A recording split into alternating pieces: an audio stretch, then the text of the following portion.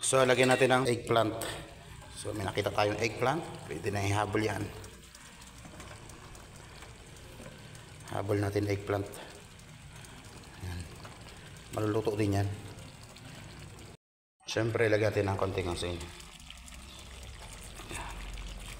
Yan. What's up mga kasarap? For today's video tayo po ay magluluto ng nabili natin sa palengke. Aloy, gagataan po natin yan mga kasarap. So, nakaprepare na po yung ating luya, sibuyas, bawang. Tapos yung ating siling green mga kasarap. Siyempre, meron tayong ditong kakanggata. So, tayo po ay nagpapainit na mga kasarap. So, maglagay tayo ng mantika mga kasarap. Tayo ay mag-gisa mga kasarap. Luya. Pakatas-katasin lang natin ito. Ito yung luya mga kasarap. Sunod natin itong sibuyas.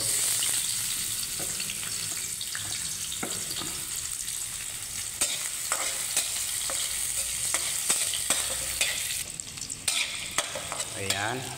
Next na natin itong ating bawang tsaka yung siling pula. Lagyan pa natin ang siling pula.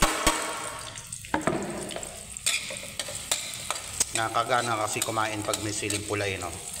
Hindi lang siling green, may siling pula din. So pagkatapos yan mga kasarap, lagyan na natin yung ating fish. Ayan. Dito ko na niluto sa kawali mga kasarap.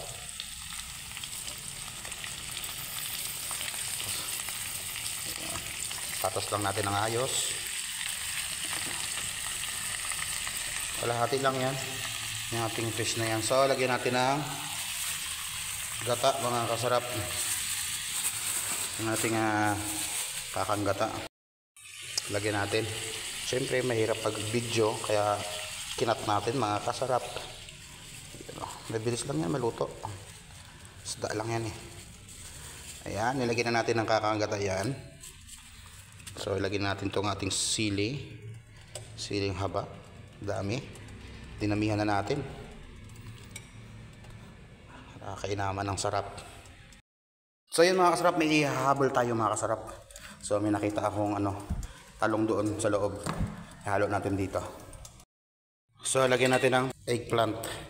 So may nakita tayong eggplant, pwede na ihabol yan. Habol natin eggplant. Ayan. So lagyan natin ng paminta para lalong sumarap. Lagyan natin ng magic sarap mga kasarap. Siyempre lagyan natin ng konting asin. So yan. Napakasarap ng ating ulam for today mga kasarap, diba? Kunti-kunti pa yan, yung talong lang kasi nahuli diba? So takloban natin.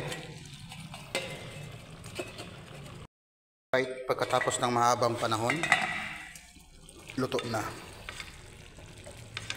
Yun, naglalangis-langis na siya mga kasarap Ito masarap, diba? Sheesh.